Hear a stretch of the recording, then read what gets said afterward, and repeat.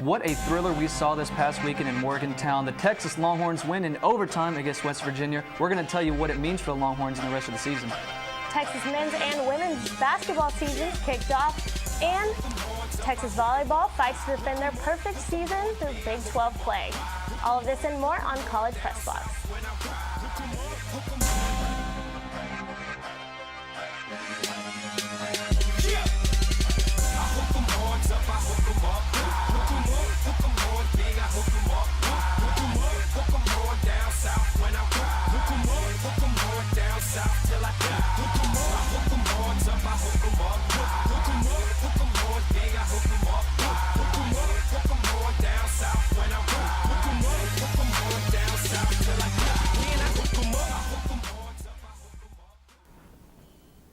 Hello and welcome to another episode of College Pressbox. I'm Bryce Gibson. With me today is Alex Wilkins. We'll be bringing in Julian Owens, our football analyst, here in a moment shortly. But for right now, I hope you're having a very good Veterans Day. And as long as you're having a good Veterans Day, we also want you to be relaxing because this weekend we saw a very stressful game with the Longhorns, and it was exciting but definitely scary.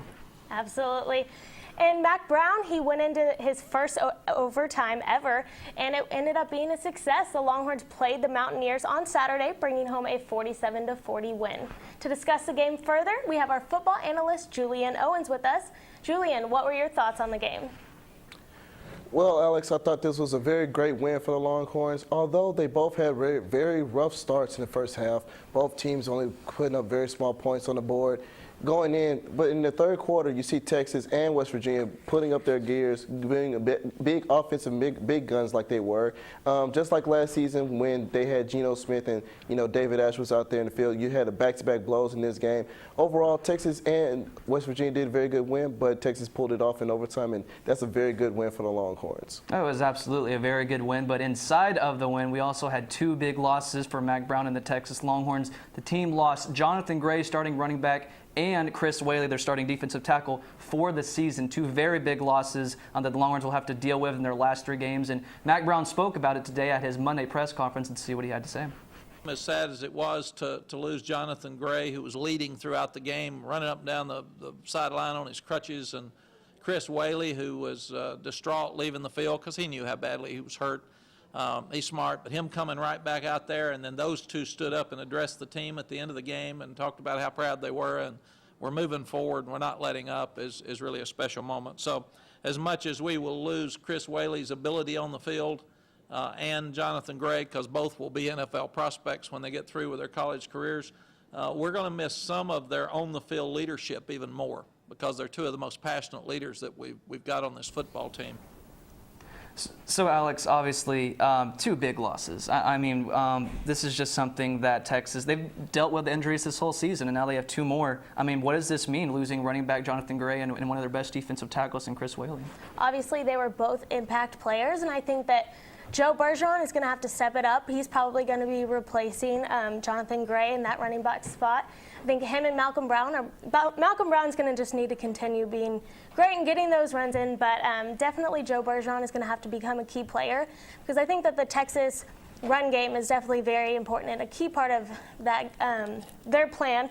And I also think that Desmond Jackson is probably going to be taking over for Chris Whaley's spot, and I'm excited to see what he's going to be doing for the team, and I think that he'll be able to carry the team. And, I really think that McCoy, we saw more of him passing in the last game, and I'm interested to see how that affects it, with Jonathan Gray being out. He threw for 283 yards in the last game. So, I'd like to see him throw more to Mike Davis, Jackson Shipley, as long as he keeps those picks to a minimum. Yeah, definitely. And I think it's great that Texas has the depth that they're going to use. And Julian, what do you think? Obviously, we're going to have to see Malcolm Brown, Joe Bergeron step up. Do you think they can give in the same performance and the same input that we saw from Jonathan Gray?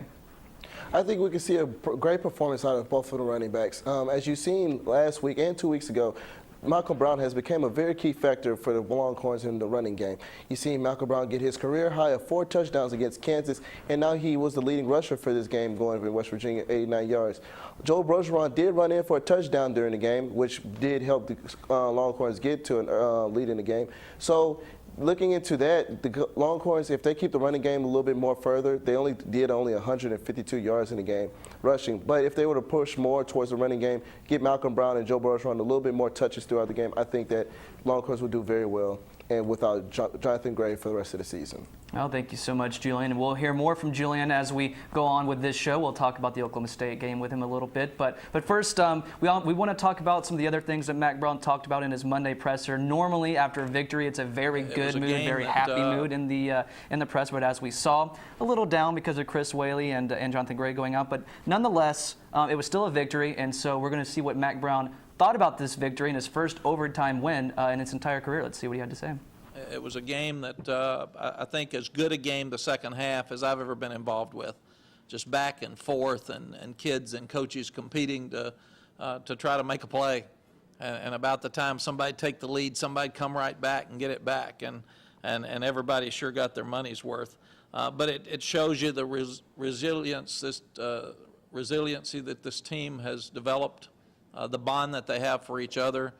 The confidence, the way they're playing so hard all the time. We were ready to play. We played hard. We didn't play good all the time, but we made the plays that we needed to win the game. It looked like the offense was poor the first half, and the defense really played an outstanding first half. And then defense kind of left for a while, and offense woke up.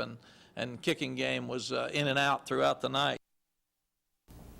So the football team remained undefeated in Big 12 play, and they did that. And they're going to be coming into a ranked game this weekend against Oklahoma State. The volleyball team, very similar. They're trying to remain undefeated, and they had a ranked team come into Austin. Tell us about that. Absolutely. Well, the #1 Texas volleyball team took on number 24 Kansas on Friday, looking to continue their Big 12 dominance. Let's head over to Gregory Gym for the highlights. You see the players high-fiving the fans before the match. And Texas starts out 1-1. Hannah Allison and Kat Bell with the double block. And then Texas up 4-2. Hannah Allison to Bailey Webster for the kill. To set up the set point for the Horns, Kat Bell and Haley Eckerman with the kill. Texas 24, Kansas 15. Set point for the Longhorns, Hannah Allison sets to Haley Eckerman. Takes the set 25-15. Set 2 was all Kansas. Horns start off with a good double block, but Kansas takes over. Horns up 1-0. Kansas is up 2-1. Kat Bell gets stuffed by the Kansas double block. Jayhawks tied 3-1. Later in the second, Kat's up 23-14. Kansas ends up 24-14. Set point Jayhawks, and Kansas takes the set to 25-15. Horns regain momentum in the third match. Hannah Allison to Haley Eckerman. Horns up 1-0. Tied 3-3. Hannah Allison to Haley Eckerman again, and Texas goes up 4-3. Later in the set, Molly McCage and Chiako Obogo with the double block. Texas up 22-20. 23-22 Texas. Hannah Allison to Haley Eckerman with the tip. Horns up 24-22. Set point for Texas. Hannah Allison to Kat Bell with the block. Horns take it to set 3, 25-22. Going into set 4, Horns lead the match 2-1. Kat Bell with the early kill. Horns up 2-0. Hannah Allison to Haley Eckerman. Texas is up 3-2. Later in the set, Horns are up 23-20. Allison to Eckerman once again. And Horns take the set 25-21 and the match 3-1. Here's what Coach Jarrett Elliott, Haley Eckerman, and Bailey Webster had to say about the game. Obviously a very hard-fought match for us. It was a very big match for us to be able to win at home in terms of the conference race, and it does a lot for us. And I thought game 1 was one of our best performances of the year, and I thought we were really, really good. And we got challenged after game 2, and we're in a fight the rest of the way. And we did a better job after the break, and we just got to continue to be able to respond. We struggled obviously in our ball control game today, and therefore we had to rely on these two so much. But we'll go back and address it and get better and continue to grow emotionally as well. So I think we always, you always have to progress throughout the season and work on things, whether you're down 3 matches or up 3 matches. And I think that we just don't even want to put ourselves in a position where we have to be stressing over something. There's enough to worry about, and I think we don't want to be in that situation. So that also keeps us driving. We want to be in the best position as possible, and doing that is what I would. Well, I think we can safe to say that the volleyball team, they looked a little scary for a little bit, but at the end of the day, came away with a victory. And honestly, I have to tell you, I think that at the end of this season, they're going to finish Big 12 play undefeated. Absolutely. A lot of people have kind of been, last year they lost their final game of the season on their own at Iowa State to just get one loss in the Big 12 play. But I don't see that happening this year. I think that they're going to get revenge because they need it. That was the one spoil on the record, and I look for Texas to go undefeated in the Big 12. So. I think they're a strong team, and I agree. I think they're going to go undefeated in the Big 12. Absolutely, absolutely. Well, we'll be right back with some more. UT Sports are in full swing right now with the men and women's hoops teams returning to action. We'll take a look at how the Horns fared in their season openers in the basketball, and we'll also discuss what you can expect from the rest of the season. There's a lot more to come in the rest of this edition of College Press Box, so don't go anywhere.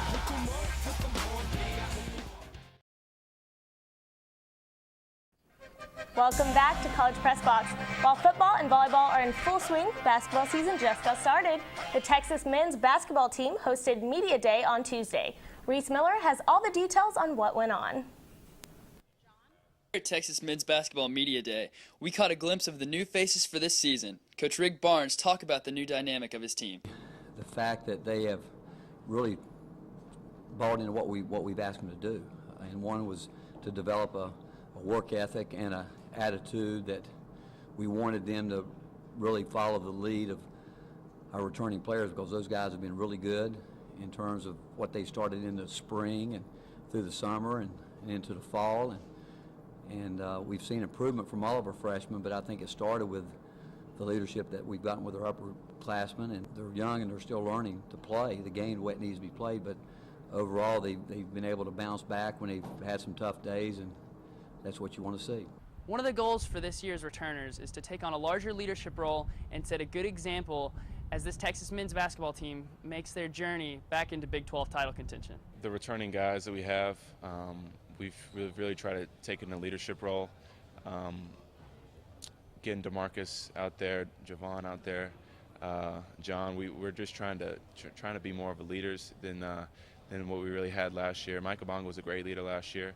But other guys need to emerge. We can't just have one leader. And I think that's what's going to make us special this year, is because we have a lot of guys that have experience and that we're sharing it with the freshmen, and I think that's going to help them. I feel like one thing I can do is be very vocal, help them and give them any type of advice that they need or any type of advice that they want, and just really telling them what I see. Being that I played a lot of minutes last year, I feel like it's important for me to help them and, to just guide them in the right spots, vocally and also leading by example. Reese Miller, College Press Box. On Friday, the Texas men's basketball team kicked off their season with an opening game against Mercer. Let's take it out to the Frank Irwin Center for the highlights. Alrighty, we see Isaiah Taylor coming through the huddle before the game. Javon Felix makes the first goal with a three-pointer assist by DeMarcus Holland. Second possession for Texas, Javon Felix with the quick moves and jumper. Felix is 2 for 2 in field goals. Still in first half, Jonathan Holmes' three-pointer assist from Isaiah Taylor. Texas leading 11-7. Later in the first half, Isaiah Taylor with the difficult layup, up 15-11. Still first half, three-pointer by Martez Walker. Texas goes into halftime 39-36. In the second half, Mercer answers with a three-pointer by Langston Hall. Mercer is still trailing by 1. 1 minute left in the game. Javon Felix to Jonathan Holmes for the three-pointer. Texas wins their first game 76-73 and start their season 1-0. Harry Hoffman shows us how the Horns looked in their opening game. The young Texas team opened their season campaign Friday night with low expectations by some standards, and this game against Mercer was no easy test. Mercer's a really good team. They had some key wins versus Alabama, Tennessee, and Florida State last year, so we knew that we were in for a tough stretch against them. The Longhorns were able to bend but not break, and their determination and toughness proved to be the difference. For as young as we were at times out there, I thought we didn't flinch. I thought we showed some grit. We just knew we had to fight through it and just, show our toughness and keep going. The Texas comeback was fueled by its young talent as freshman guard Isaiah Taylor finished the game with 17 points. But it was the experienced junior Jonathan Holmes who sealed the win for the Horns with a late three-pointer in this season opener. John Holmes and DeMarcus Holland was in here an hour before everybody else shooting. They do it. I mean, that's the difference. John Holmes, Cam Ridley, DeMarcus Holland, Javon, and Connor and Prince, those guys have been going at it from the 2 days after we ended last year. It's a new year and a new team, but on this night, the Texas Fountain of Youth got a little taste of victory. Harry Hoffman, College Pressbox. Some new freshmen for the women's basketball team have UT fans confident that this season will be far better than the season before. Fans get to see a first glimpse at these new additions, and they got to do that yesterday when the Longhorns took on the UTSA Roadrunners. So let's roll the highlights in that one and take a look at how it went in that very first game of the season for the Lady Longhorns. It's always good to play someone other than yourself in the first game of the season. Right there, first half, Chastity Fossil. Longhorns take an 8-0 lead early, and right there it was McGee Stafford, one of the best players coming back from last year with the points. That put Texas up 14-2, and then a few plays later, Brady Sanders got a good jumper there. Overall, Texas shot 40% as a team from the field, and Fossil had a lot of help right there.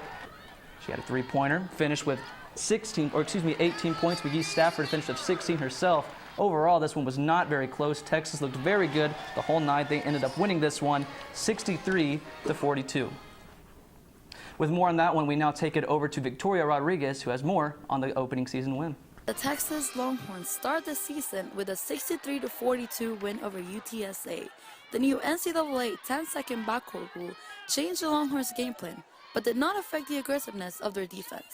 I think had the rules not changed simultaneously with the 10-second backcourt, maybe it would have been a little bit different, because I think people would have pressed and been very aggressive and tried to force the 10 seconds, or maybe, I know that we would have. I know that was part of what I was thinking. I don't think it's really going to make a difference, because I know our team, we get a rebound and we just try to push the ball and get transition shots, so I don't think it's really going to affect us, especially with the 2-point guards we have. I think it's just something we have to adjust. Like, it's hard to pressure the ball the way they're calling it right now, so it's just something I think everyone's adjusting to. Even with the rule change in women's collegiate basketball, Texas adopts and stays energized on the court. I thought we got off to a terrific start, and I thought our energy level was good. We executed things really well. Specifically, our break was good early. There's nothing that compares to like the excitement of running out of the tunnel, having a crowd, knowing that these stats are real. So it's just fun. You're proving what you've been working for. I kind of have that outgoing personality, and so my teammates always make fun of me because I usually like fist pump or something, but I don't even try to do that. It just kind of happens. Victoria Rodriguez, College Pressbox. Longhorn women's soccer drew into their time in the Big 12 Championship after a 2-1 loss to Oklahoma State in the quarterfinal round of the tournament. Third-seeded Texas took on the 6th-seeded Cowgirls in Kansas City, Missouri on Wednesday. The game got to a slow start with neither team scoring in the first 20 minutes until Oklahoma State snuck past Texas's defense and scored a shot from the left. However, Texas answered right back with a goal when Jasmine Hart's airborne pass to the center of the box was headed into the goal by sophomore Chantel Campbell. Coming back from halftime with a tied game, Oklahoma State scored another goal, bringing the score to 2-1. In the final minute of the game, Texas made it quite interesting when Julia Dyke lined up for Texas's 7th corner kick that game that turned into 4 back-to-back shots from Campbell, Katie Gernsbacher, Julie Arnold, and Brooke Gilbert. Despite Texas's last efforts, all 4 shots were blocked, and the ball was thrown to OSU's possession just as time ran out, bringing the final score to Oklahoma State 2, Texas 1. Well, the number 4 ranked men's swimming and diving team had an excellent showing over the weekend and proved why they belong in the top 5. The team competed in Charlottesville, Virginia, where they swept the competition, beating Virginia, West Virginia, and also the 19th ranked Penn State Nittany Lions. Junior All-American Clay Younghouse took victories in the 1,000-yard and 200-yard freestyles, while freshman Jack Conger and Will Lieben also had key victories, but in the end, it was John Martins who came up clutch for the Longhorns in his late victory in the 400 IM. That was the key to holding off Penn State and to secure the 3-team sweep. The men's team will be returning to Austin for further competition when they host the UT Diving Invitational, which starts November 21st, and the Texas Invitational, which starts December 5th. Also this weekend, number 6 Texas women's swimming and diving beat out number 18 Virginia, 25 Penn State, and West Virginia at a 2-day quad meet in Virginia. Senior Samantha Tucker scored Texas's first victory in the 200 freestyle with just over 1 minute and 47 seconds. Texas came out the strongest in the 1,000-yard freestyle with junior Caitlin Palowitz taking second place in 9 minutes and 55 seconds. Junior Gretchen Jacques, current Big 12 Women's Swimmer of the Week, got second place in the 50-yard freestyle with 23.26 seconds. Freshman Teja Carosas also placed in the top 3 for the 100 backstroke in 54.81 seconds. The Longhorns ended the meet with an exciting victory in the 400 freestyle relay when they were trailing behind Penn State until Tucker anchored the team into first place. Texas will host the UT Diving Invitational November 21st through the 23rd at the Lee and Jamal Texas Swimming Center. Coming up, we talk more Big 12 football, how Baylor and Texas Tech looked this past weekend, and what this means for Texas's upcoming game against Oklahoma State. We'll be right back. Watch Pressbox. I'm Bryce Gibson alongside Alex Wilkins, and I hope you are all as excited for these last 3 games in the Big 12 as we are. All of them for the Texas Longhorns are going to be ranked matchups, and so we're really looking forward to that. But before we get into that, we wanted to talk to Julian, our football analyst, about what he thought about these past Big 12 games that we saw over the weekend. We'll start with Baylor and Oklahoma. Julian, what did you see from this game? What did we learn from both teams? I got to say, Baylor is a team that most people thought that was going to lose this game. They didn't really think that they were going to produce that much. But as we saw this past Saturday, they are a team that Texas really has to look forward to.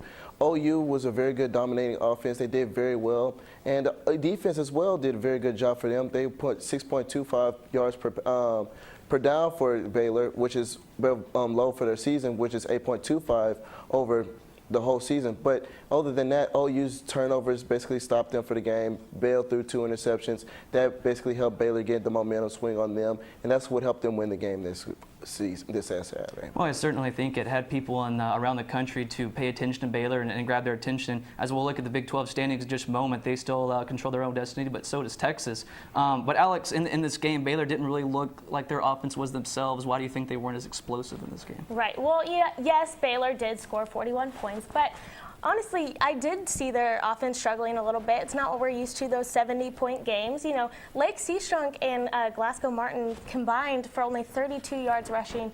And then their receiver, Tevin Reese, he didn't catch for 1 pass the whole night. And so, we're seeing them struggle a little bit offensively, but their defense did great, holding Oklahoma to 12 points. So.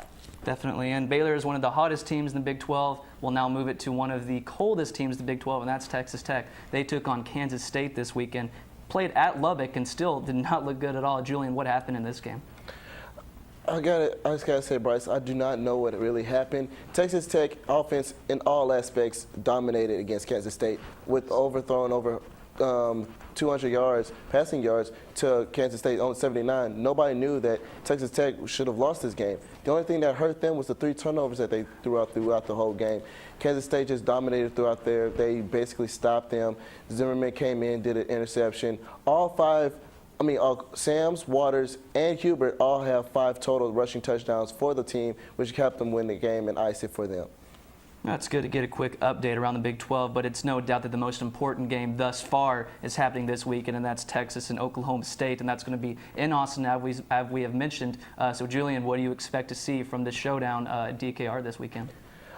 I see a big, huge showdown. I see this team is going to go back to like the game last week, blow for blow. Both teams are going to try to put big points on the board. The only thing is this team, whoever wins this game this Saturday, is going to have the Big 4 run for the Big 12 championship. Both teams, both ranked overall in the series, BCS and AP poll ranked. Texas is 4-0. However, Oklahoma State is 3-0 in DKR these past couple of years. So Texas need to have a statement saying that they will be undefeated. They will try to be undefeated as they try to beat Baylor in December 7th. So if they stop J.W. Walsh and they stop the running game for Oklahoma State, I see Texas coming out with the win.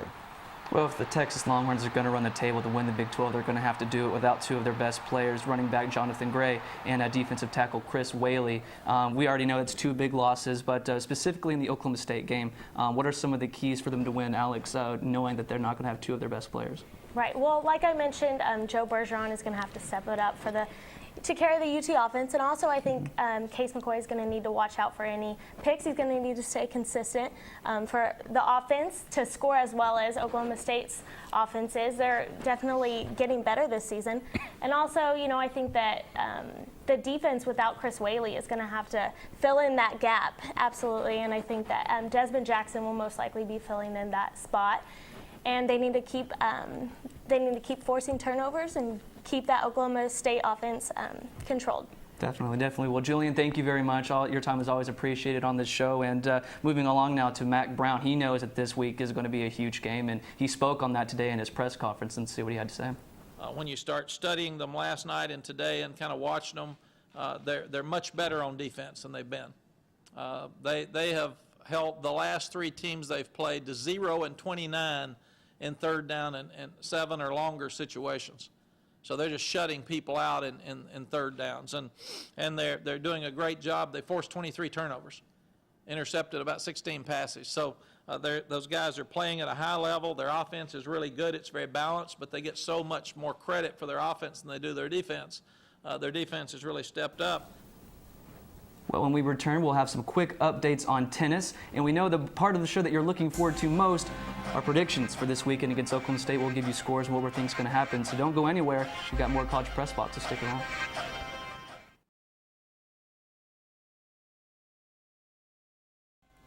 Welcome back to College Press Box as we talk Longhorn tennis. Texas women's tennis hosted the Longhorn Invitational this past weekend at the Pinnock Allison Tennis Center. On day 3, senior Elizabeth Begley and junior Lena Pajamati walked away with the Texas victory in the doubles final, outscoring Rice's Natalie Beeson and Steph Wynn 8-5. In the Flight 1 singles consolation final, Begley struggled against Wichita State's Rebecca Pedrazzi in a 6-2, 6-4 loss. During the consolation singles, Longhorn Lana Groenvik was outscored by Wichita State's Lucia Kovalova, while junior Anat Rabinovich defeated UTSA's Isabel Johnson with a 6-2, 6-2 win for the Horns. Well, unlike the women, the men's tennis team enjoyed a long road trip to Flushing, New York to partake in the ITA National Indoor Championships inside the Billie Jean King National Tennis Center. UT juniors Lloyd Glasspool and Soren Hess-Olsen, that's a tough name to say, were eliminated from doubles competition in the quarterfinals. While this singles champion for Texas, George Goldhoff, was knocked out from singles competition in the consolation round of 16. This was the last event for tennis this season for the fall, and at the end of the season, the doubles team finished with a record of 11-2, while the Goldhoff, the UT's singles leader, finished with a record of 11-5. The tennis team will now enjoy a winter break before enjoying their spring season, which will start on January 5th in Florida. It was a very busy week for UT sports. Now let's take a look at the upcoming schedule for what's going on this week. On Tuesday, November 12th, men's basketball versus South Alabama, 7 p.m. Yeah, and it's going to be an exciting one, especially also on the women's side. They're playing Texas State. That one will be at 7 o'clock as well on LHN. Also on November 15th through the 17th, soccer at the NCAA first round, and the time is to be announced on that one. Yeah, then we'll also keep it moving along here. Men's basketball will keep it going. On the 15th of November, they'll be taking on Stephen F. Austin at 7 o'clock. And also on that same day, track and field and cross country will be playing the NCAA South Regional, and that's going to be at 10 a.m. On Saturday, we have a busy day as well. Volleyball will take on Texas Tech at 1 p.m. And football versus Oklahoma State, that's a home game at 2:30 p.m. That's the big one. And then lastly, men's basketball will play once again. That'll be Monday, the 18th. They'll be taking on Houston Baptist at 7 o'clock. But there's no doubt that the most exciting game that we're looking forward to for this Longhorns Athletics is the football game. And so now we're going to do our predictions because, that's just what we do. We know what's going to happen. You don't even have to watch the game. And so, no, absolutely Alex, what's going to be the score? Who's going to win in this one? Well, I think it's going to be a very close, good game, but I do think that Texas will pull off the win with this one. Texas has lost to Oklahoma State the last 2 times that Oklahoma State came to DKR Stadium. Right. So I just don't see Texas letting the Cowboys win a third time at home. You know, not one team has done that since 1950 except for, what was it, Colorado in the 1990s. So I just don't see it happening. I think that they're coming back for a little revenge. And, you know, also I think that as long as they make up for those injuries, like we mentioned earlier, and Case McCoy stays a little more controlled, I think I'm predicting that the score will be Texas 31, Oklahoma State 24. Very nice. I think it's definitely going to be a close one, and the key for Texas, I believe, is going to be within the fans. I think Texas is lucky that they're playing this game at home and not in Stillwater, because right now Oklahoma State looks like the hotter team, the more talented team, and so Texas is going to need a little bit of help because I think they're just a little less talented, and if the crowd can come out and be very loud like they were in that West Virginia game last year and really rally around this team, I think that'll allow them to Case McCoy to perform above expectations, for the backups, Joe Bergeron to perform above expectations, and I think that's what's going to happen. I think the crowd will really look good, and I'm going to say Texas wins this one 38, Oklahoma State 34, so it's definitely going to be a close one, but we look forward to that. But we're out of time for tonight, and we hope you enjoyed your time with us here on College Pressbox. It's good Veterans Day to you. If you haven't thanked a veteran yet today, then be sure you do that. But again, big thanks to everyone, Master Control here in the studio, for their help. Alex Wilkins, for her, I'm Bryce Gibson. Thank you again for watching, and have a great night, everyone.